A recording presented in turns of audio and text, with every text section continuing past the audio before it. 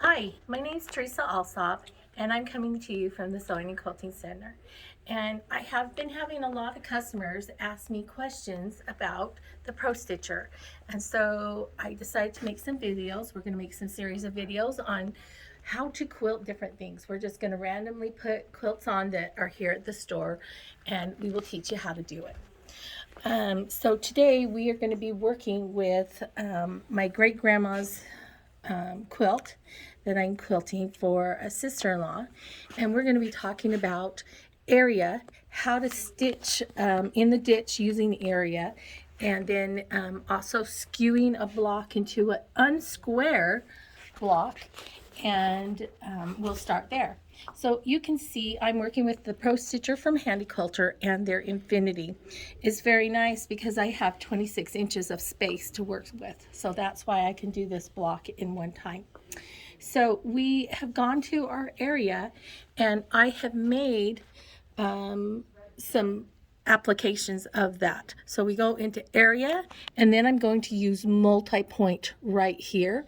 And on the Infinity, we also can use it here on the diamond. That will do our multi-point.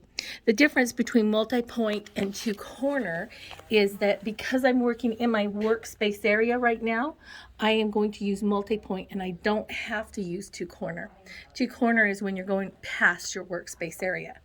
So I have previously gone around this because I wanted to go every half inch so that I can multi-point precisely around this, because this is not a perfectly straight block, and for this purpose of this quilt we are not going to be squaring it. We're just going to do it as it is. So you can see here my angle kind of slides, so I'm going to just finish this off by multi-pointing. And with the Infinity, I do have a laser light. If you don't have a laser light, you can still do this. You just eyeball it and you get used to doing it but without the light.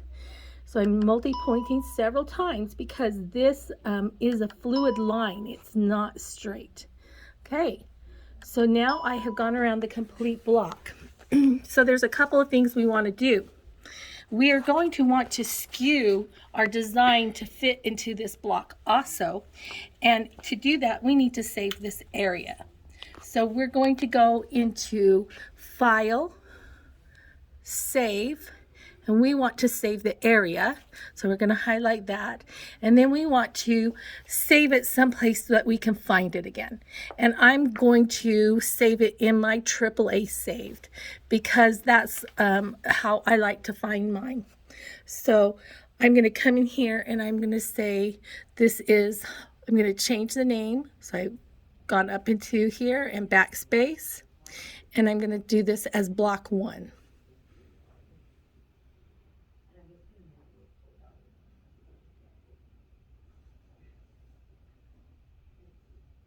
And then I'll just press save. So now I have it saved for the future when I'm going to skew a design into it. But right now I want to quilt the area so that it's stitching in the ditch. So I'm going to go to Pro Stitcher, and then over here on the right it says trace area. So I'm going to click trace area and turn it green. That means it's on, and that means that it will quilt it. You notice that a run comes up. That is part of Pro Stitcher, so we can press run. It shows you my settings. We'll go into settings in a future video, and we go to proceeds. My settings, needle down, needle up, move over so I can pull up my threads.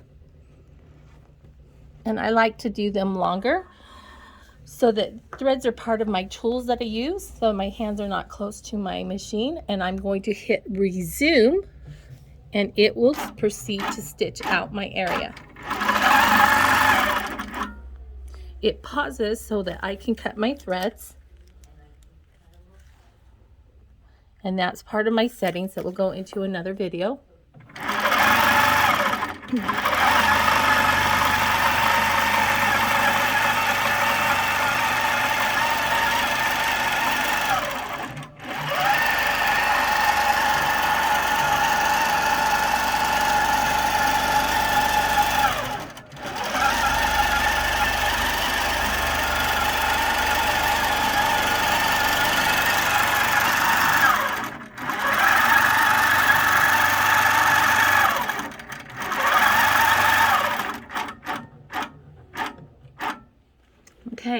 So as you can see, it has gone completely around my block and it has stitched in the ditch.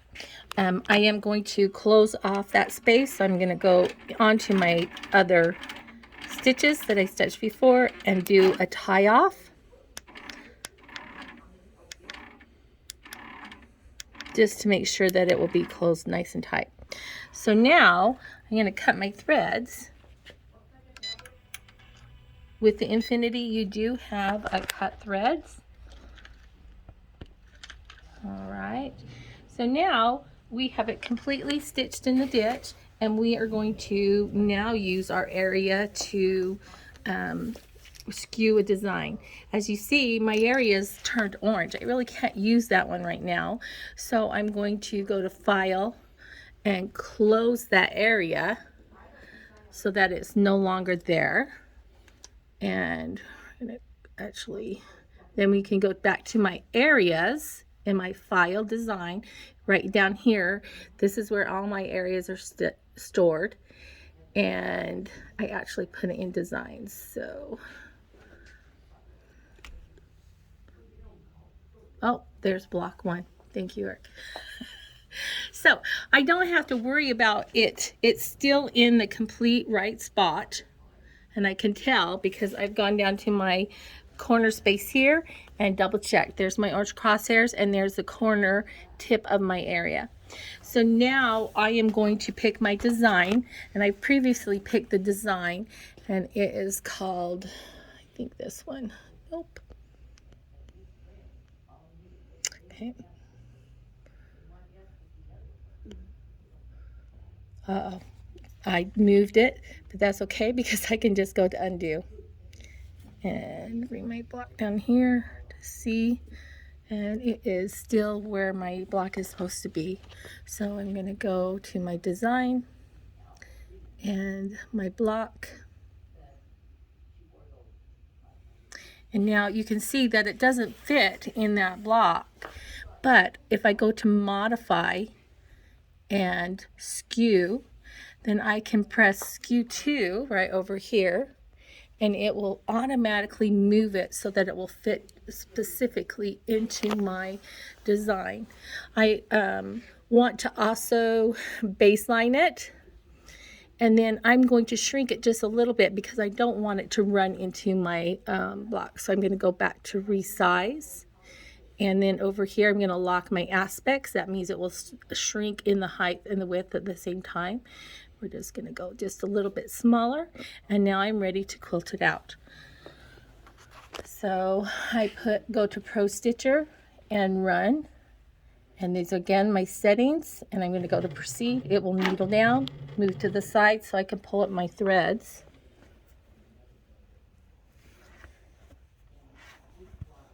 And then resume. It's going to start to stitch with a tack. Pause so that I can cut my threads. And then I will press resume. And it will proceed to stitch out my block.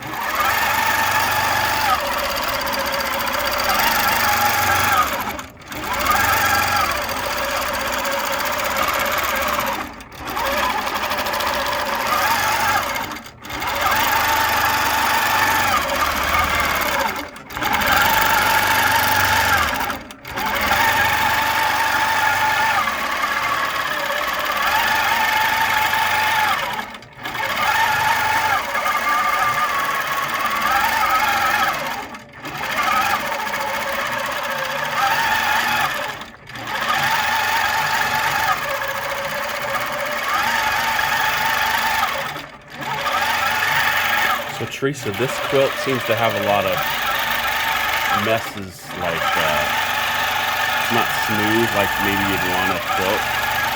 Tell me about that problem. Okay, so Eric's right. We have a lot of issues with this quilt. Number one, it's not straight. We've had 3 different people that have put this quilt together.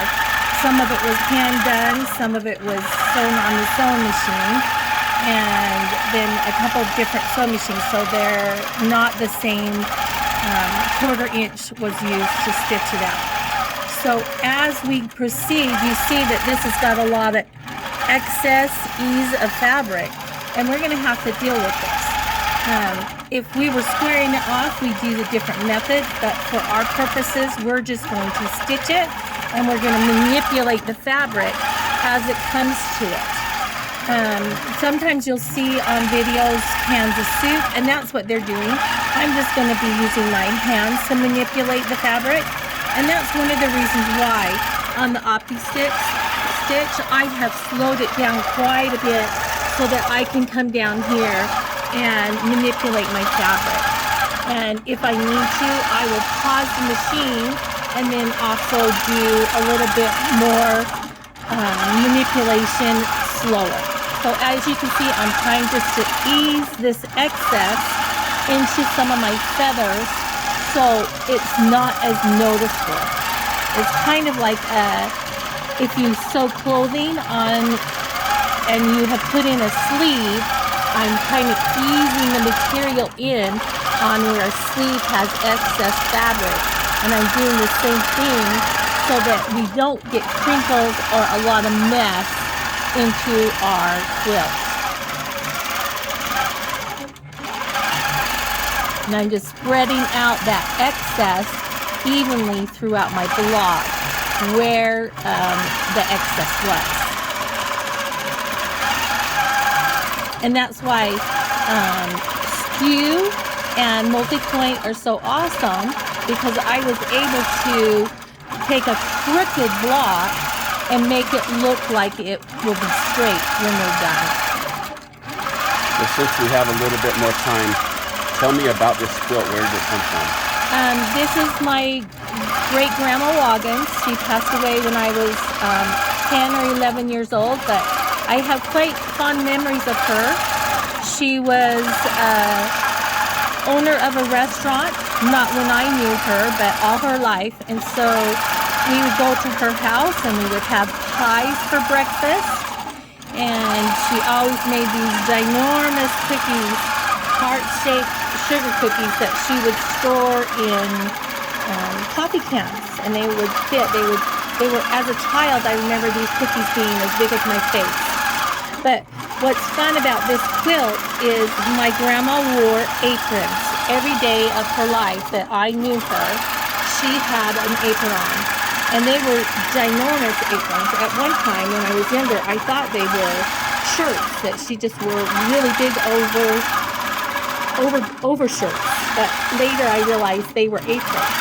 And so it's kind of fun for me to look at these quilts that she's done, because these are all scraps from her making her aprons for her work at her restaurant. And so it's just kind of fun that I can see and remember my grandma from the little scraps, because I remember her wearing all these bright colored aprons, and they're reminiscent in this quilt. So this fabric's like 50 years old or more? Older, I don't know. It's pretty old.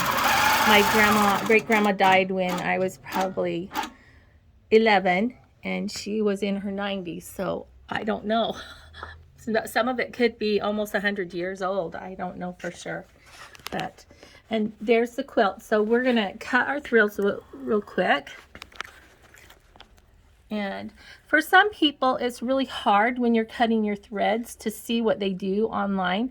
So another way to do it, you don't have to pull up your threads. do the same motion and pull up your threads, you can cut your threads on the top. And then we're going to come back to where I just cut that thread.